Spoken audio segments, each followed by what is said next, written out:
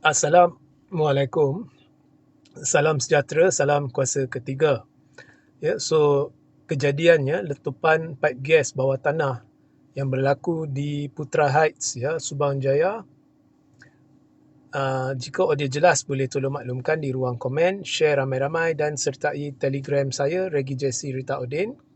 Bagi mereka yang menonton di Facebook, tekan butang subscribe. Kalau di YouTube, tekan butang member atau join.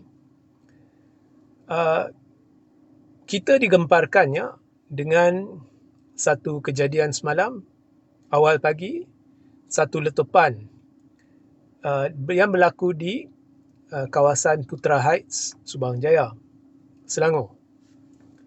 Dan menurut laporan, ianya adalah letupan paip gas bawah tanah.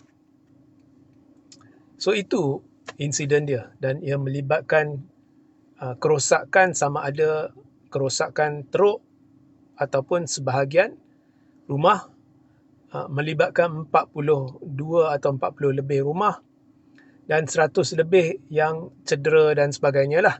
So kejadian ini amat serius, kebakaran dan macam-macam lagi. So ada yang ini pun ada permintaan untuk komen. So sebenarnya permintaan itu adalah, ya, patut penyelidik datang daripada sini, patut ini, patut itu, ya. Mengapa Anwar buat begini? Baik, komen saya mudah. Apa yang berlaku setakat ini, saya amat kagumi. Pada hari yang sama, tidak begitu lama selepas kejadian, Perdana Menteri telah turun ke lokasi, melihat dan membuat sidang media. Dan di situ, secara ringkas dia beritahu, dia umum bantuan secara serta-merta, ya, 5,000 untuk ini, 2,500 untuk ini kepada yang terjejas. So itu memang saya kagumi. Kemudian polis buat kenyataan. Jadi ada orang kata, mengapa polis buat siasatan? Sebenarnya itu adalah langkah yang tepat. Respon pertama ataupun the first response haruslah daripada pihak-pihak berkuasa, wajib dan berkaitan, antaranya Polis Diraja Malaysia, pihak bomba dan Majlis Bandaraya Subang Jaya, ya, atau Majlis Perbandaran yang berkaitan. Dan antara lain, polis akan memulakan siasatan paling awal untuk mengkaji, menilai tempat itu, melihat apa yang berlaku, dan seterusnya siasatan susulan, ya, ada tak unsur jenayah, ada tak unsur langgar undang-undang, ini, itu dan sebagainya. Pihak bomba juga akan meneliti keadaan, ya, dan pihak-pihak ini mungkin dibantu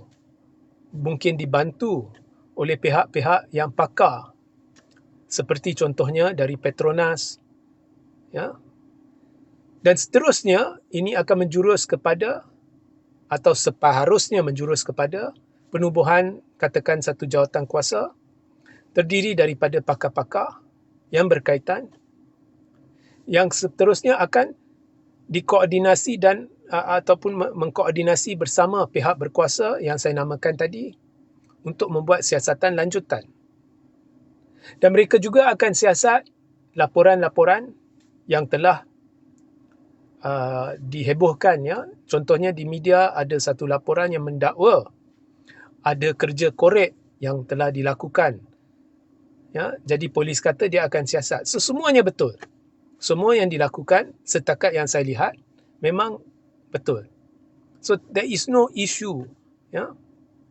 Now, sebab saya terpanggil untuk komen benda ni, sebab ini pun saya lihat di media sosial ada percubaan oleh netizen yang, ya, gara-gara tak suka kerajaan, Cari alasan.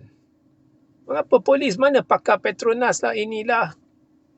Perdana Menteri turun pun ada komen negatif.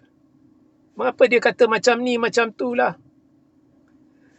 Politik ni biar berpada-pada. Sekarang ni berlaku satu letupan dahsyat. Ramai terjejas. Ada yang sekarang tidak dapat pulang ke rumah. Itu pun pada hari raya. Fikirkan benda ni dulu daripada berfikiran terlalu negatif dan berburuk sangka dan buat teori-teori merapu. Itulah mesej saya dalam live ini. Jangan sampai benci sangat satu kumpulan. Segala apa pun awak cari sudut untuk serang. Walaupun tidak ada apa-apa nak serang. Setakat yang saya lihat, semuanya saya tidak ada masalah. Benda nak disiasat, belum ada apa-apa lagi, tak usahlah buat teori konspirasi. Ya? Fikirkan dulu mangsa-mangsa. Ya? Biar polis lakukan kerja, biar bomba lakukan kerja. Ya? Biar majlis perbandaran buat kerja. Biar mereka berurusan dengan pakar-pakar. Ya? Dan kemudian kita lihat apakah penemuan-penemuan daripada awak bertumpu kepada teori merapu. Tak ada apa pun. Dah ada teori-teori merapu yang di media sosial. Ya? So itu komen saya. Ya? Okey. Sehingga kita berjumpa di lain masa. Assalamualaikum, salam sejahtera, salam kuasa ketiga.